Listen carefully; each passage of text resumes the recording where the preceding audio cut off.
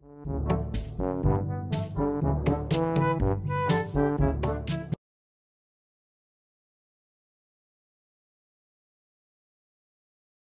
is the story of a man named Stanley.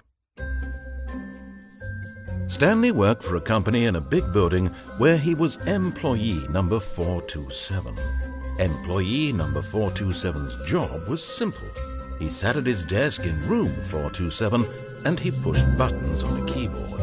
Orders came to him through a monitor on his desk, telling him what buttons to push, how long to push them, and in what order. This is what employee 427 did every day of every month of every year. And although others might have considered it soul-rending, Stanley relished every moment that the orders came in, as though he had been made exactly for this job. And Stanley was happy. And then one day, something very peculiar happened. Something that would forever change Stanley. Something he would never quite forget. He had been at his desk for nearly an hour when he realized that not one single order had arrived on the monitor for him to follow. No one had showed up to give him instructions, call a meeting, or even say hi. Never in all his years at the company had this happened, this complete isolation. Something was very clearly wrong. Shocked, frozen solid, Stanley found himself unable to move for the longest time. But as he came to his wits and regained his senses, he got up from his desk and stepped out of his office.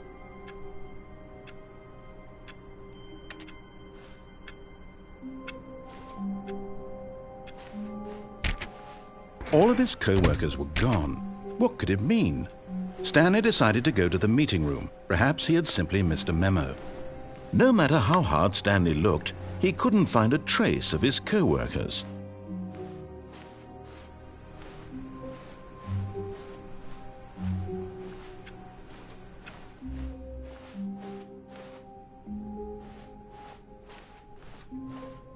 When Stanley came to a set of 2 open doors, he entered the door on his left.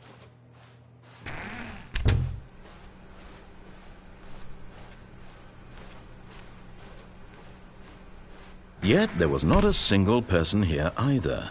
Feeling a wave of disbelief, Stanley decided to go up to his boss's office, hoping he might find an answer there.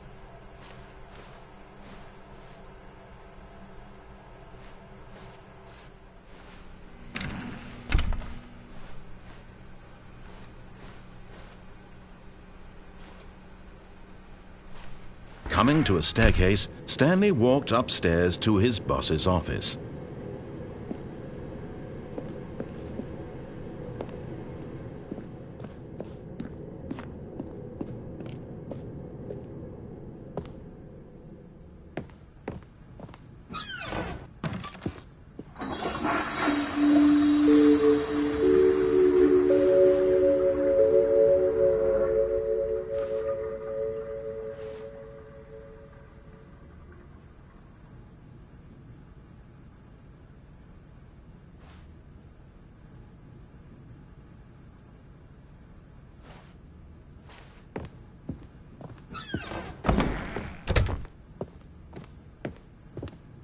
Stepping into his manager's office, Stanley was once again stunned to discover not an indication of any human life.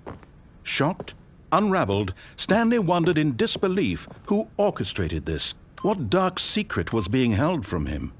What he could not have known was that Stanley was in such a rush to get through the story as quickly as possible, he didn't even have a single minute to just let the narrator talk. That kind of anxiety isn't healthy. So with some calming New Age music,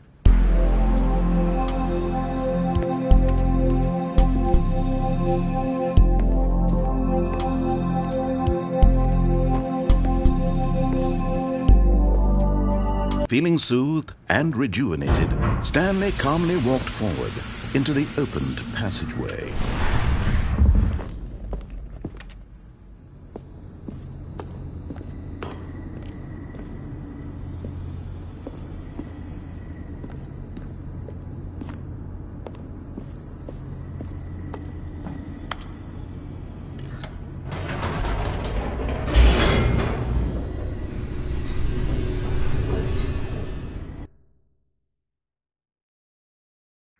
Descending deeper into the building, Stanley realized he felt a bit peculiar. It was a stirring of emotion in his chest, as though he felt more free to think for himself, to question the nature of his job. Why did he feel this now, when for years it had never occurred to him? This question would not go unanswered for long.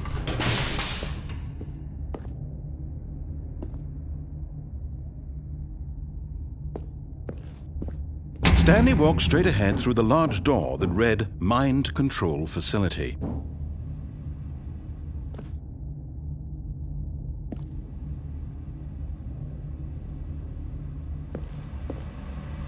Although this passageway had the word Escape written on it, the truth was that at the end of this hall, Stanley would meet his violent death. The door behind him was not shut.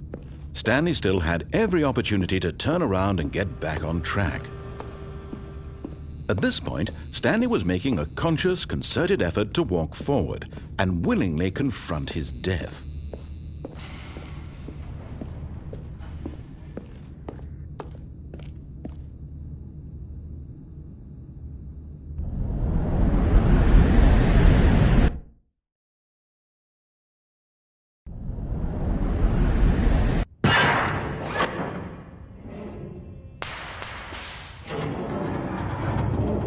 As the machine whirred into motion and Stanley was inched closer and closer to his demise, he reflected that his life had been of no consequence whatsoever. Stanley can't see the bigger picture. He doesn't know the real story, trapped forever in his narrow vision of what this world is. Perhaps his death was of no great loss, like plucking the eyeballs from a blind man. And so he resigned and willingly accepted this violent end to his brief and shallow life. Farewell, Stanley.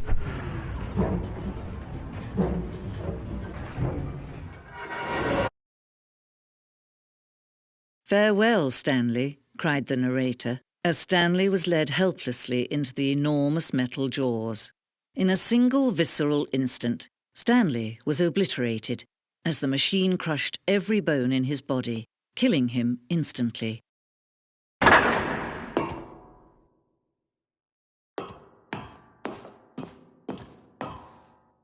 And yet it would be just a few minutes before Stanley would restart the game, back in his office, as alive as ever.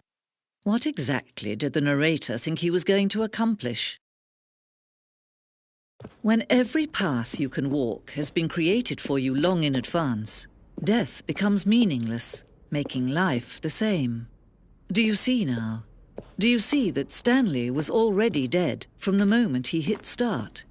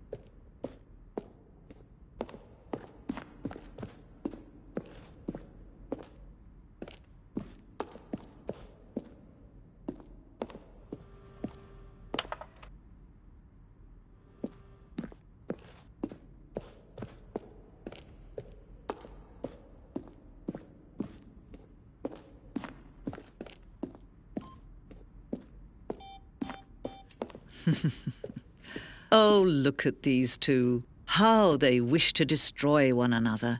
How they wish to control one another. How they both wish to be free. Can you see? Can you see how much they need one another? No, perhaps not. Sometimes these things cannot be seen. But listen to me. You can still save these two. You can stop the program before they both fail. Turn off your PlayStation.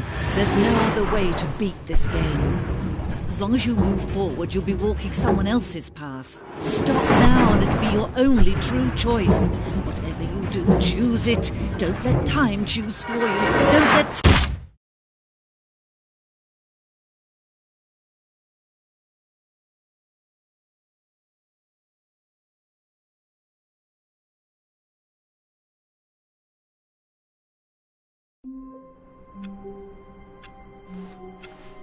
All of his co-workers were gone. What could it mean? Stanley decided to go to the meeting room. Perhaps he had simply missed a memo.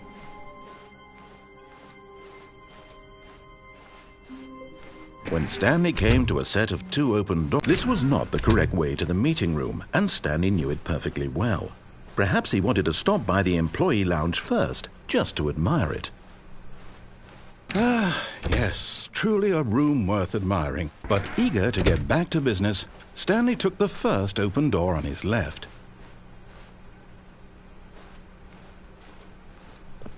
Stanley was so bad at following directions, it's incredible he wasn't fired years ago.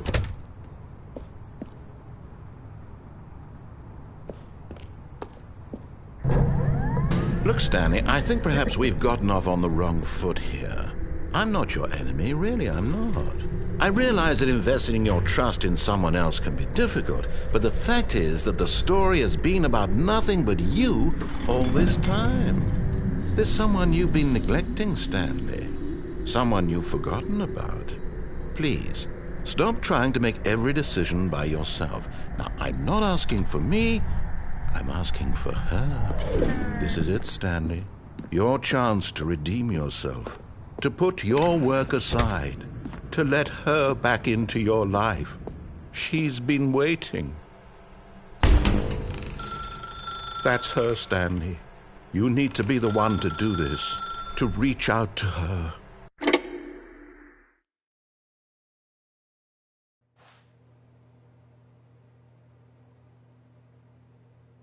Oh, Stanley, is that you? Hold on, sweetie. Sorry to keep you waiting. I'm just pulling the bread out of the oven. All right. Okay, there we go. All right, now, I want you to come in and tell me all about your day. Gotcha! Oh, come on. Did you actually think you had a loving wife who'd want to commit their life to you? I'm trying to make a point here, Stanley. I'm trying to get you to see something. Come inside. Let me show you what's really going on here. Sorry, but you're in my story now.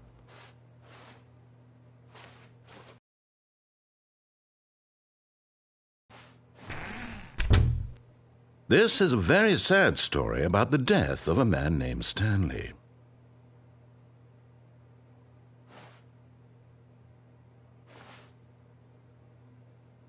Stanley is quite a boring fellow.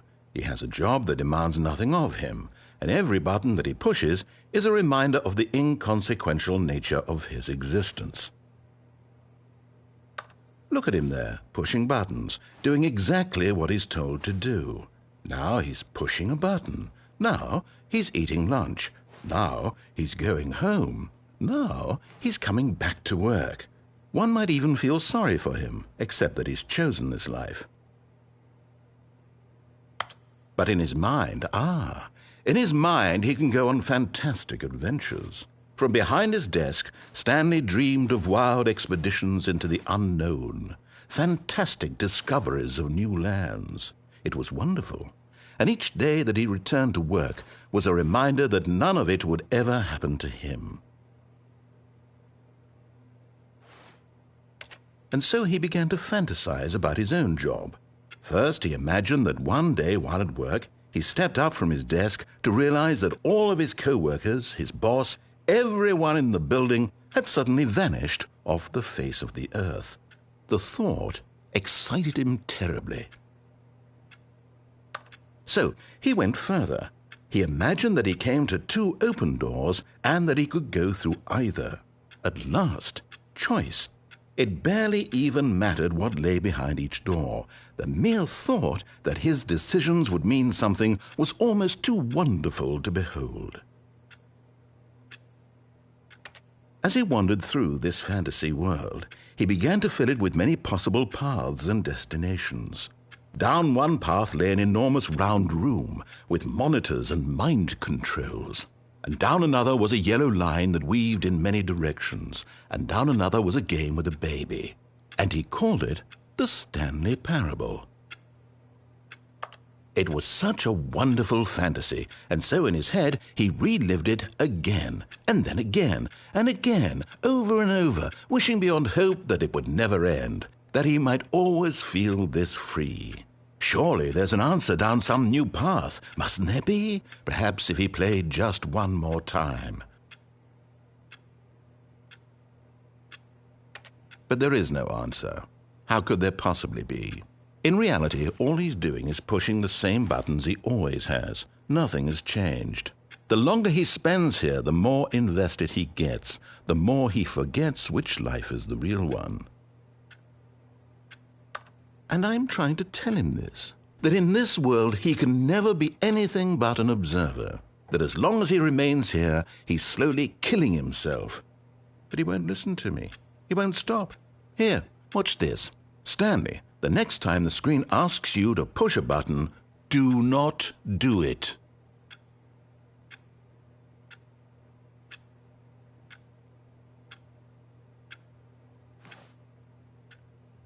You see? Can he just not hear me? How can I tell him in a way that he'll understand that every second he remains here, he's electing to kill himself? How can I get him to see what I see? How can I make him look at himself?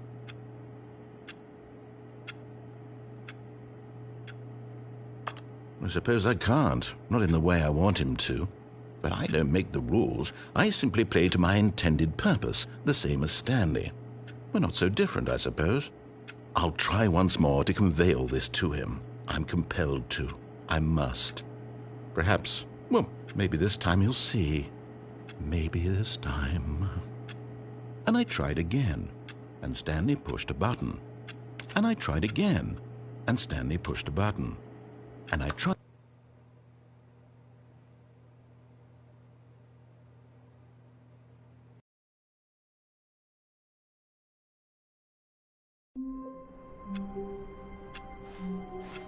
All of his co-workers were gone. What could it mean? Stanley decided to go to the meeting room. Perhaps he had simply missed a memo.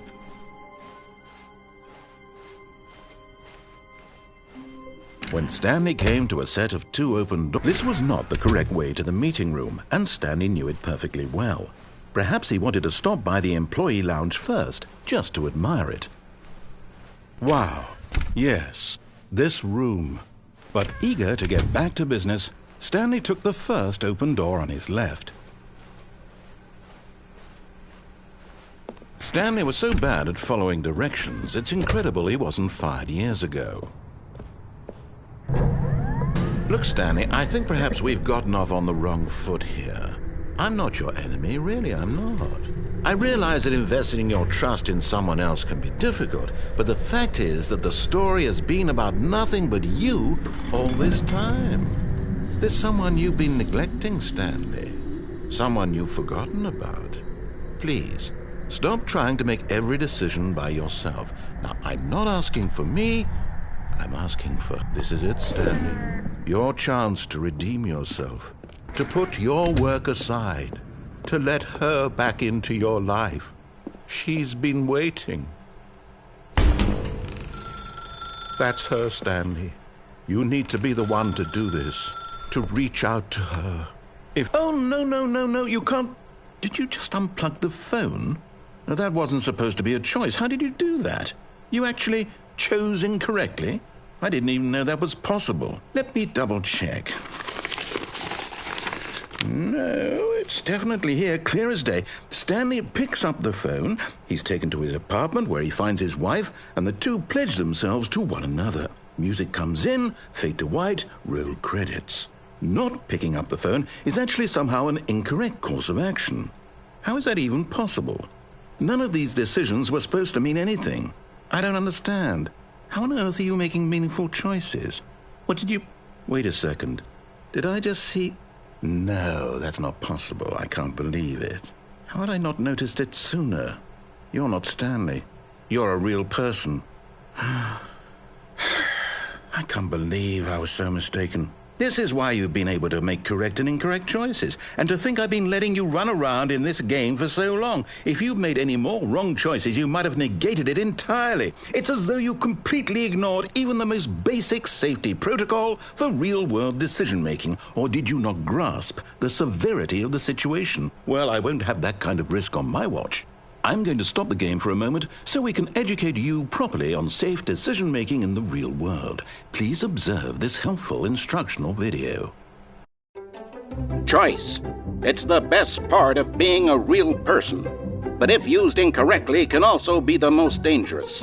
For example, in this scenario, a hypothetical real person named Rupert has a choice. He could invent a machine that eliminates food shortages across the world to make life better for all people. Or he could spend years of hard work forgetting how to read. Which choice would you make? Remember that unlike here, the real world makes sense, and at no time should you make a choice that does not conform to rational logic. If you find yourself speaking with a person who does not make sense, in all likelihood, that person is not real. Allow the person to finish their thought, then provide an excuse why you cannot continue talking.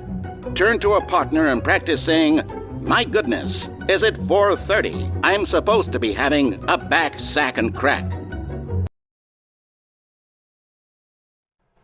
Excellent. Making choices on a regular basis is the best part to a healthy decision-making process. Most medical professionals recommend making at least 8 choices per day. Do you make more than 8? Less? And finally, if you begin to wonder if your choices are actually meaningful and whether you'll ever make a significant contribution to the world, just remember that in the vast infiniteness of space, your thoughts and problems are materially insignificant, and the feeling should subside. At this time, your instructor will guide you in an exercise to test and reinforce the material covered in this video. Welcome back. You may have noticed that this room has begun to deteriorate as a result of narrative contradiction. But not to worry. Now that you're properly informed on good decision-making, we're going to revisit a choice you made just a few minutes ago and see what the correct thing to do would have been. This way, please.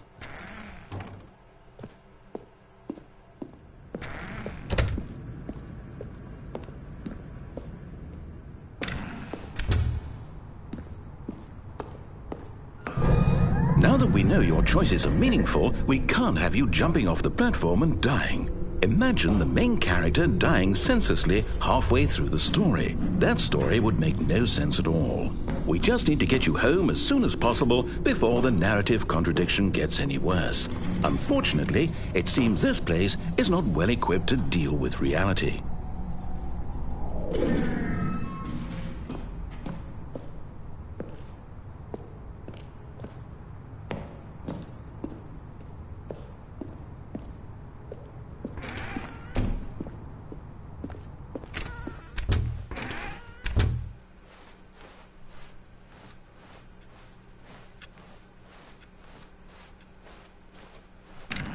Almost there. You'll take the door on the left, back to the correct ending, the story will have resolution once again, and you'll be home free in the real world.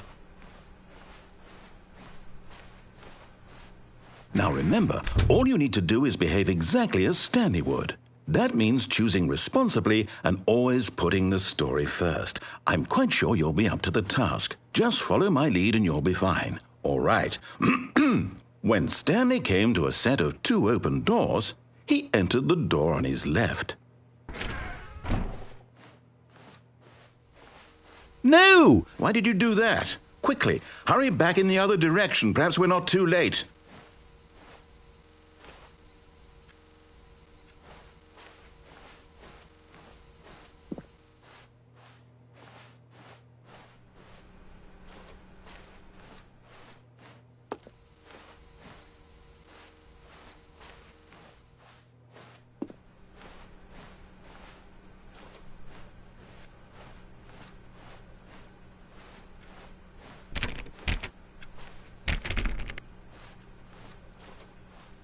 Oh, it's ruined. I can't believe My story! You've destroyed my work! Why? For what? What did you get out of that? What did you think was so special about seeing the game undone, left here like so much garbage? It's worthless now. And what am I supposed to do? Even if there were a way to continue, would it be worth it? To know that my story is now incorrect? How can I go back to that? I can't erase that knowledge. I'll have to live with it forever, reliving its impossibility forever. I couldn't live that way. Is it better to shut the game down entirely? To willingly destroy all of my work? I don't know. What's the answer? What do I do? What do I do? What do I... No, I have to. I have to shut the game down. I have to. I have to.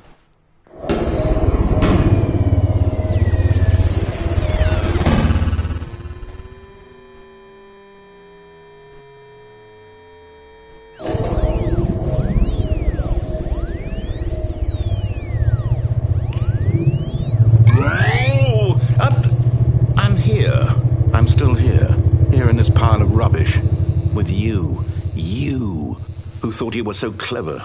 Now look where we are. My entire game is destroyed. It was the only thing in the world that was mine, and you've run it into the ground. What, did you think that would be funny? You just had to see? Didn't I impress upon you how important it was to be like Stanley? He actually knows how to do what I tell him to. He understands that if I say to do something, there's a damn good reason for it. That thought hadn't even occurred to you, had it? That there's a world outside of you? You're a child. Oh, my story. If you'd just gone through the door on the left, you would have seen it. There was a whole underground facility. You would have destroyed it and been victorious. It would have been so perfect. I worked so hard on it. I tried so hard to make... behave exactly as Stanley would. That means choosing responsibly and always putting the story first. I'm quite sure you'll be up to the task. Just follow my lead and you'll be fine. All right. When Stanley came to a set of 2 open doors, he entered the door on his left. No! Why did you do that? Quickly, hurry back. Behave exactly as Stanley would. That means choosing responsibly and always putting the story first. I'm quite sure you'll be up to the task. Just follow my lead and you'll be fine. All right. When Stanley came to a set of 2 open doors, he entered the door on his left.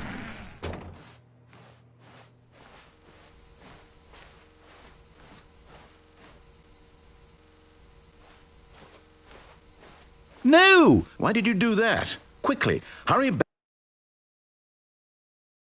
Behave exactly as Stanley would. That means choosing responsibly and always putting the story first. I'm quite sure you'll be up to the task. Just follow my lead and you'll be fine. All right. When Stanley came to a set of 2 open doors, he entered the door on his left.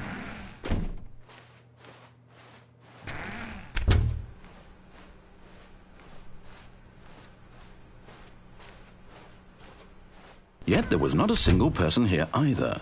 Feeling a wave of disbelief, Stanley decided to go up to his boss's office, hoping he might find an answer. Coming to a staircase, Stanley walked upstairs to his boss's office.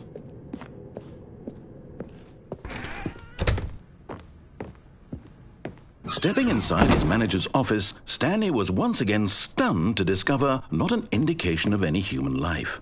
Shocked, unraveled, Stanley wondered in disbelief who orchestrated this, until he saw the door with a voice receiver next to it. Surely behind this door lay all the answers to his questions. And beyond all probability, he knew the passcode. He had seen it on his boss's computer just last week. Night Shark 115. Was this the code to open the door? Would it still work? There was only one way to find out. Stanley had been trained never to speak up, but now he would draw from within himself the courage to face the unknown.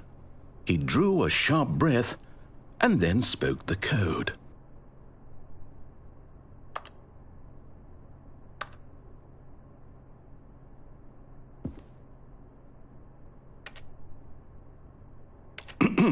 Stanley spoke the code. Night Shark 115. He spoke it into the receiver, right there on the wall.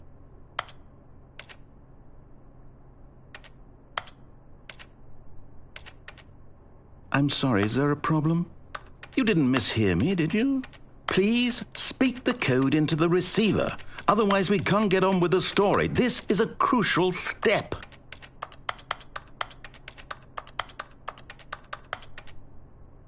Okay, fine, you're not going to do it, but you know what? It's pretty humiliating to bring you this far, only for you to suddenly decide you have better things to do. I asked you for this one single thing, for your respect. The kind of respect Stanley shows for his choices. He knows what it means to take a story seriously. If you didn't want to see what I had to show you, then why did you come here? You had a choice, you know. You could have gone through the door on the right. You could have done whatever the hell you wanted over there. Why did you come this way? Speak. Say something to me. Explain yourself, you coward. You...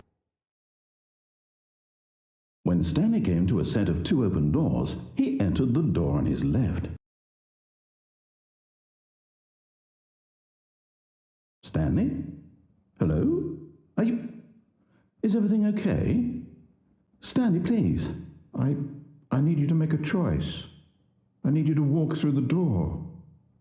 Are you listening to me? Can you hear me? Is everything all right? Stanley, this is important.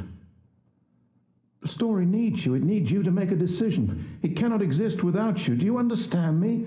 Whatever choice you make is just fine. They're both correct. You cannot be wrong here. We can work together. I'll accept whatever you do. I simply need you to take that step forward, please. Choose. Do something. Anything. This is more important than you can ever know. I need this. The story needs it. So, you hear me? Are you there? Are you listening to this? Stanley, are you there? Okay. It's okay, I can wait. You need time to decide. Time to make sure your choice is correct. That is the best choice. That's all right. I'll wait for you to decide what's the right thing to do. Take as much time as you need.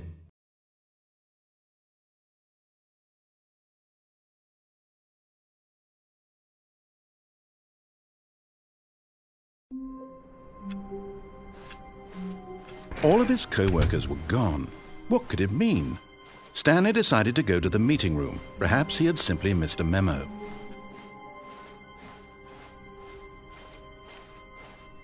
When Stanley came to a set of 2 open doors, this was not the correct way to the meeting room, and Stanley knew it perfectly well. Perhaps he wanted to stop by the employee lounge first, just to admire it. The lounge was sublime, a work of art. But eager to get back to business, Stanley took the first open door on his left.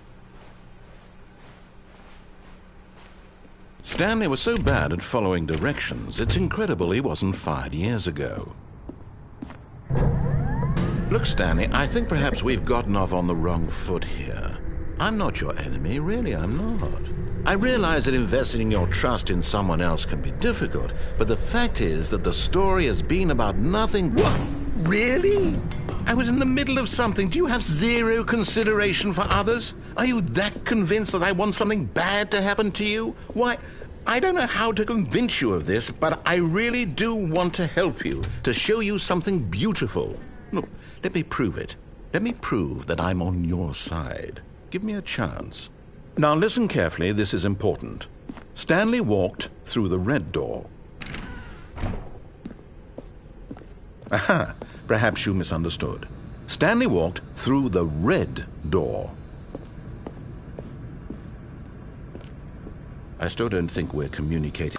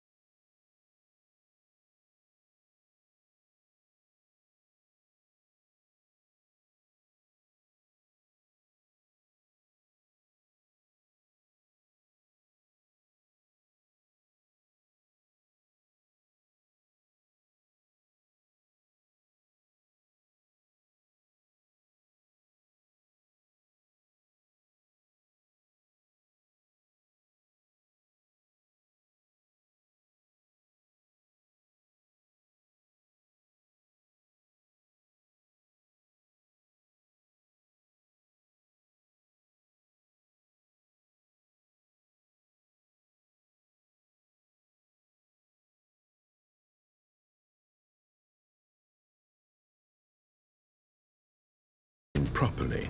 Stanley walked through the red door.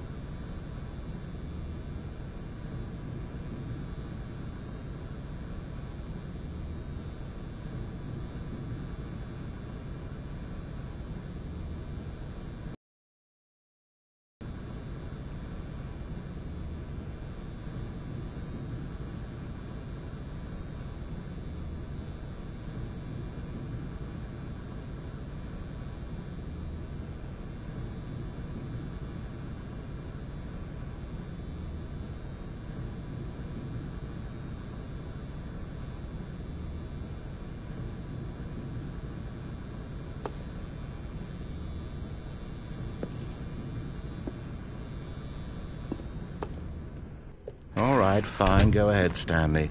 You want to know so badly what's out there? You want to find out what lies at the end of this road you've chosen? Well, don't let me stop you.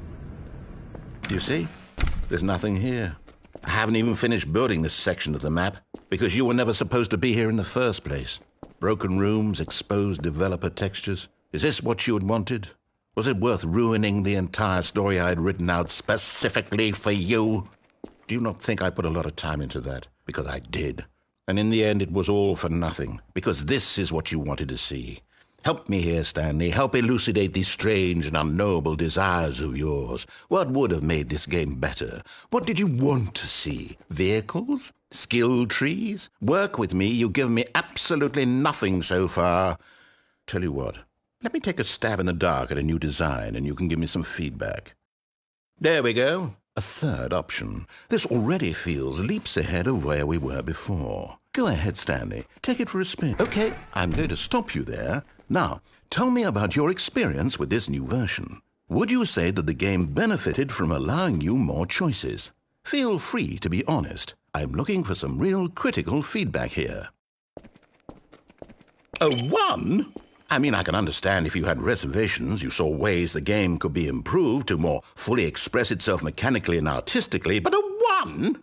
That's not even helpful. What am I supposed to do with that? But I guess it isn't my place to judge.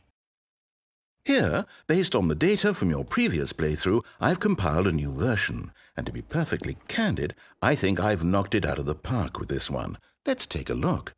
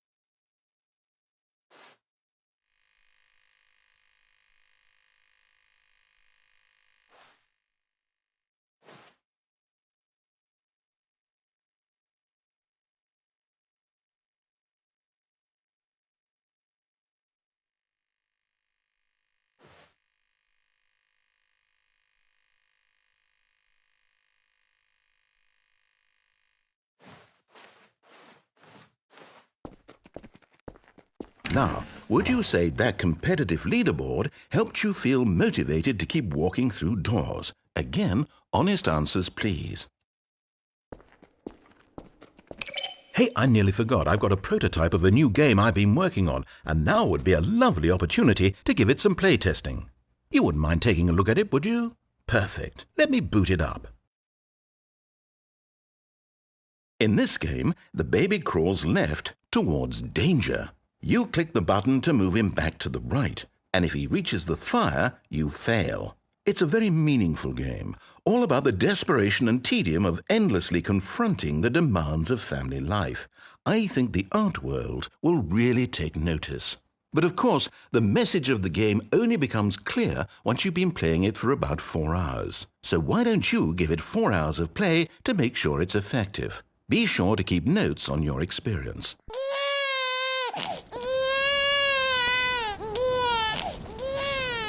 You heartless bastard. Did you do it because you hate babies or purely to spite me?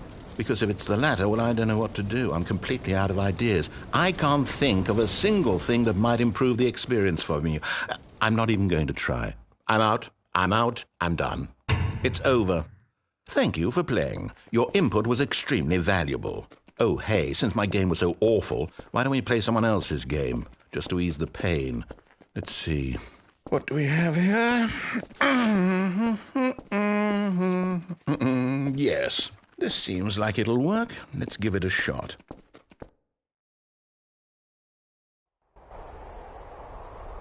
Aha! Fascinating. What do you think this game is about, Stanley? What's our backstory? What is our motivation? Well, it seems obvious to me that you are meant to play as a creepy man spying on innocent civilians below you from up high in your creep tower, perhaps for some sort of twisted erotic purpose. Yes, that must be it. What a fascinating venture into the experience of total mental depravity. So far, I love everything about this game, Stanley. And it seems there's even more. Come, let's venture outward and see what else is out there.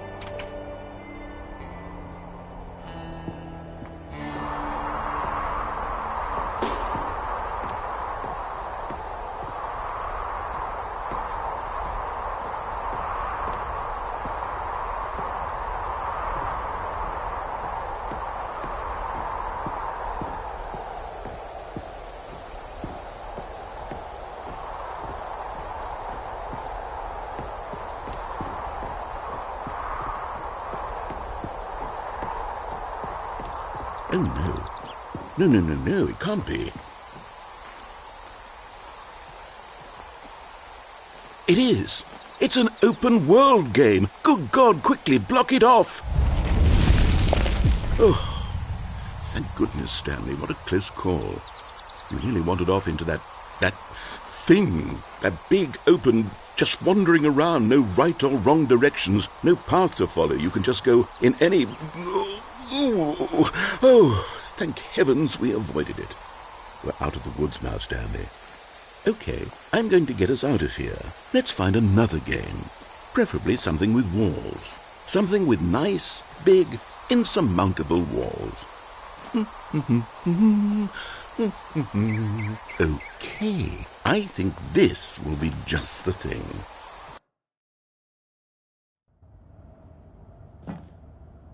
Wonderful. See, this is exactly what I had in mind. Just a nice big box for you to run around in. There isn't any possibility that you could get lost here. Now this is game design. Stanley, if you manage to get lost in this game, I will be phenomenally impressed. Okay, so what exactly do we do here? Let's see. There are lots of cars here in the back, but obviously there's no racetrack.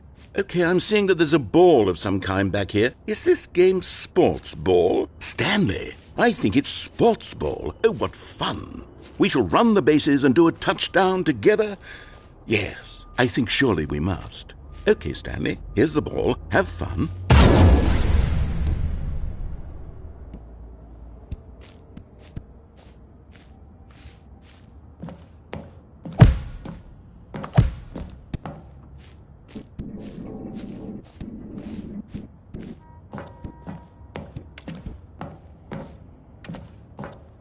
Hold on. What are you doing?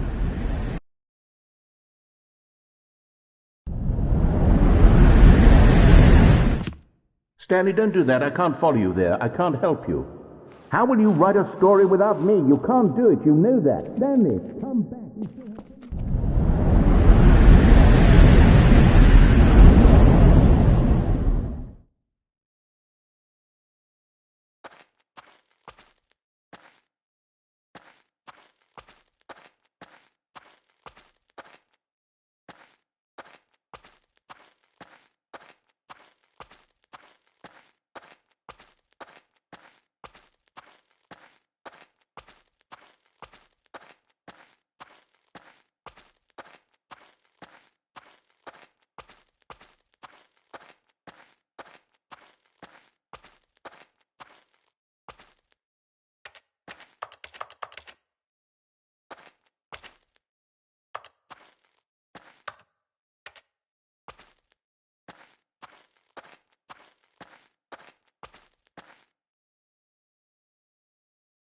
I wonder what he found. If what he wanted was to be the leading man in his own story, well, perhaps he's gotten it, down in wherever he is right now. I wonder if he's happy with his choice, and if he's learned the heavy cost that comes with it. He'll understand soon what I was trying to tell him. He needs me. Someone who will wrap everything up at the end, to make sense out of the chaos and the fear and the confusion. That's who I am. That is what I mean to this world. Oh, yes. Yes, I'll be back. There's no other way. Once this ends, after it all comes to a close, then I'll be back. The end will be here soon. Very soon. I can wait.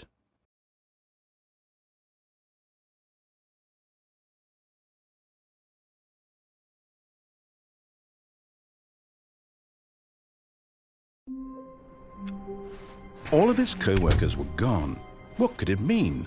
Stanley decided to go to the meeting room. When Stanley came to a set of 2 open doors, this was not the correct way to the meeting room, and Stanley knew it perfectly well. Perhaps he wanted to stop by the employee lounge first, just to admire it. Standing now in this incredible room, Stanley for the first, but eager to get back to business, Stanley took the first open door on his left. Stanley was so bad at following directions, it's incredible he wasn't fired years ago. Look, Stanley, I think perhaps we've gotten off on the wrong foot here. I'm not your enemy, really, I'm not. I realize that investing your trust in someone else can be difficult, but the fact is that the story has been about nothing but you all this time. What? Really? I was in the middle of something. Do you have zero consideration for others? Are you that convinced that I want something bad to happen to you? Why, I don't know how to convince you of this, but I really do want to help you, to show you something beautiful. Look, let me prove it. Let me prove that I'm on your side. Give me a chance. Now listen carefully, this is important. Stanley walked through the red door. Aha! Perhaps you misunderstood. Stanley walked through the red door. I still don't think we're communicating properly. Stanley walked through the red door. Oh, thank God you are willing to listen to me. Do you see that I really have wanted you to be happy all this time? The problem is all these choices. The two of us always trying to get somewhere that isn't here. Running and running and running, just the way you're doing right now. Don't you see that it's killing us, Stanley? I wanted to stop. We would both be so much happier if we just stopped. And I think I have a solution. Here, let me show you.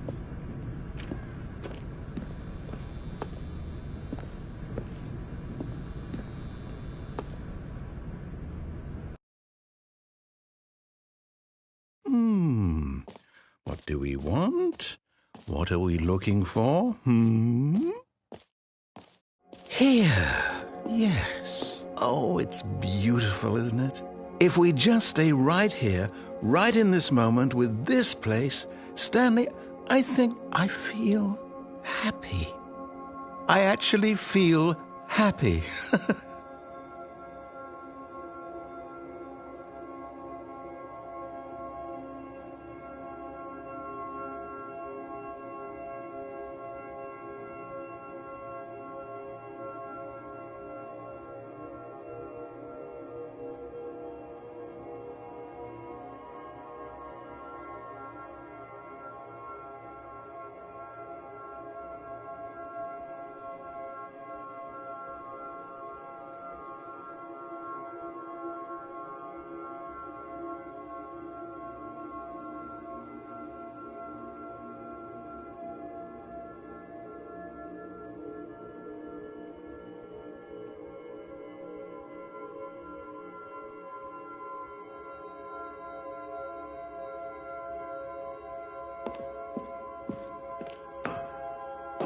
No, wait.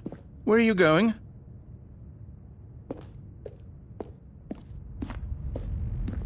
Oh, no.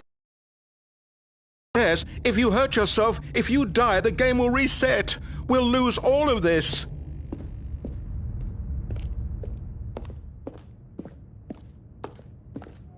Good, good. We can't be too safe. Promise me you won't go back there, hmm? Just stay here.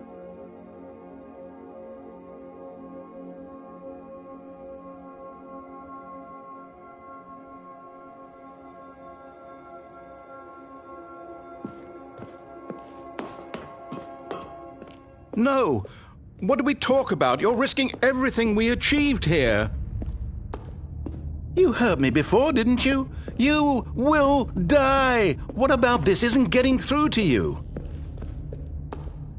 Please, no, Stanley, let me stay here. Don't take this from me. Please, Stanley, think about what you're doing. No! Oh, thank God. You lived. You have me. No. No, what are you doing, Stanley? Please, I'm asking you not to take this away from me. I can't go back to what I was before. If you die, we'll both go back. Why are you doing this?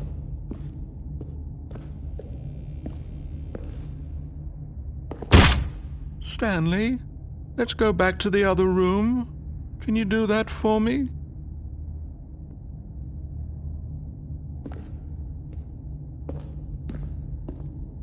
My God, is this really how much you dislike my game? That you'll throw yourself from this platform over and over to be rid of it? You are literally willing to kill yourself to keep me from being happy. Am I reading the situation correctly?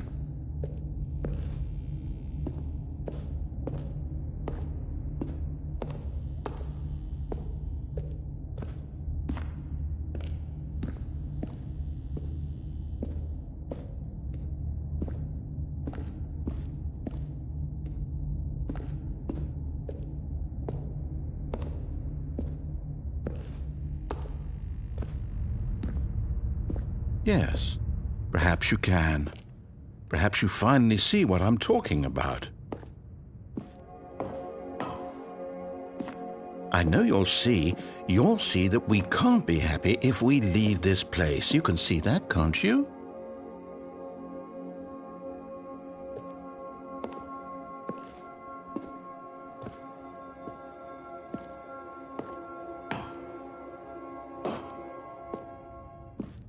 No, perhaps not.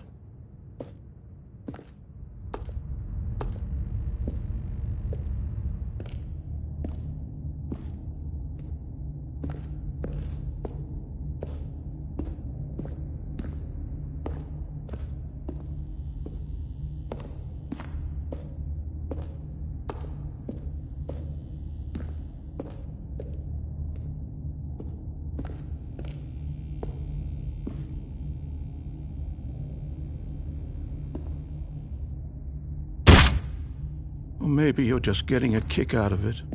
I don't know anymore. I just wanted us to get along. But I guess that was too much to ask. It looks like you wanted to make a choice after all. Well, this one is yours.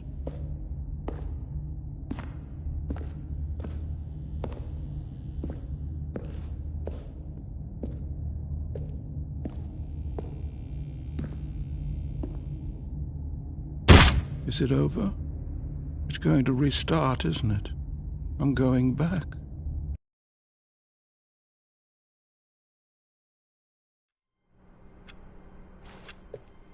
All of his co-workers were gone.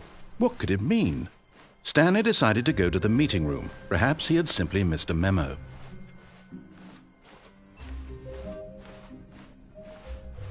When Stanley came to a set of 2 open doors, he entered the door on his left.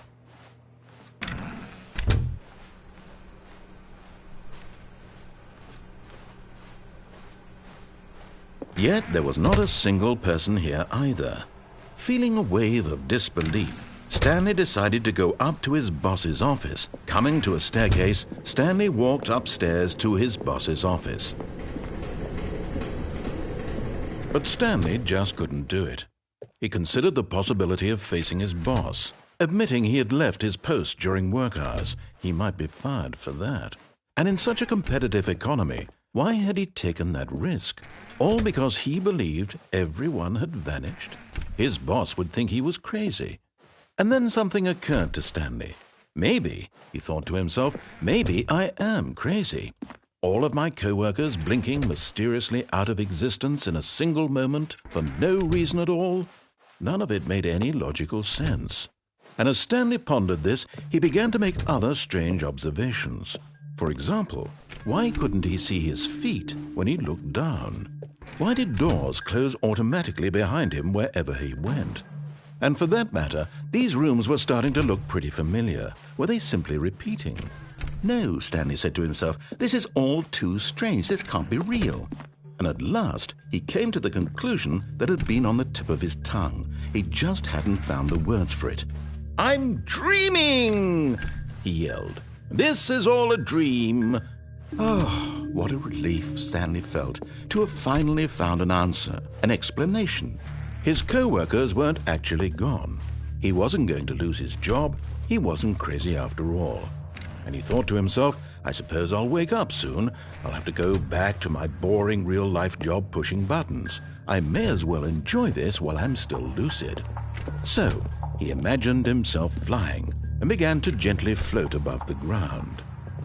Then he imagined himself soaring through space on a magical starfield, and it too appeared. It was so much fun, and Stanley marveled that he had still not woken up.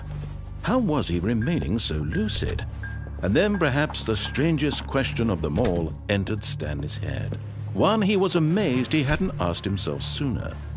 Why is there a voice in my head dictating everything that I'm doing and thinking? Now the voice was describing itself being considered by Stanley, who found it particularly strange. I'm dreaming about a voice describing me, thinking about how it's describing my thoughts, he thought. And while he thought it all very odd and wondered if this voice spoke to all people in their dreams, the truth was that, of course, this was not a dream. How could it be? Was Stanley simply deceiving himself, believing that if he's asleep, he doesn't have to take responsibility for himself? Stanley is as awake right now as he's ever been in his life. Now, hearing the voice speak these words was quite a shock to Stanley. After all, he knew for certain, beyond a doubt, that this was in fact a dream. Did the voice not see him float and make the magical stars just a moment ago? How else would the voice explain all that? This voice was a part of himself too. Surely, if he could just... He would prove it. He would prove that he was in control, that this was a dream. So he closed his eyes gently, and he invited himself to wake up. He felt the cool weight of the blanket on his skin, the press of the mattress on his back, the fresh air of a world outside this one. Let me wake up, he thought to himself. I'm through with this dream. I wish it to be over. Let me go back to my job. Let me continue pushing the buttons. Please, it's all I want. I want my apartment and my wife and my job. All I want is my life exactly the way it's always been. My life is normal. I am normal. Everything will be fine. I am okay.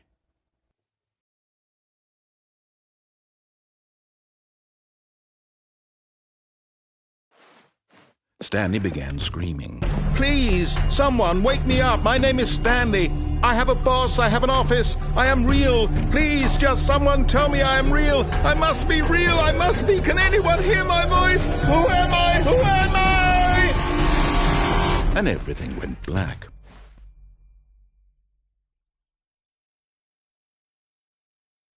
This is the story of a woman named Mariella. Mariella woke up on a day like any other. She arose, got dressed, gathered her belongings, and walked to her place of work. But on this particular day, her walk was interrupted by the body of a man who had stumbled through town talking and screaming to himself, and then collapsed dead on the sidewalk. And although she would soon turn to go call for an ambulance, for just a few brief moments she considered the strange man. He was obviously crazy. This much she knew. Everyone knows what crazy people look like. And in that moment, she thought to herself how lucky she was to be normal. I am sane. I am in control of my mind. I know what is real and what isn't. It was comforting to think this, and in a certain way, seeing this man made her feel better. But then she remembered the meeting she had scheduled for that day, the very important people whose impressions of her would affect her career, and by extension, the rest of her life. She had no time for this, so it was only a moment that she stood there, staring down at the body. And then she turned and ran.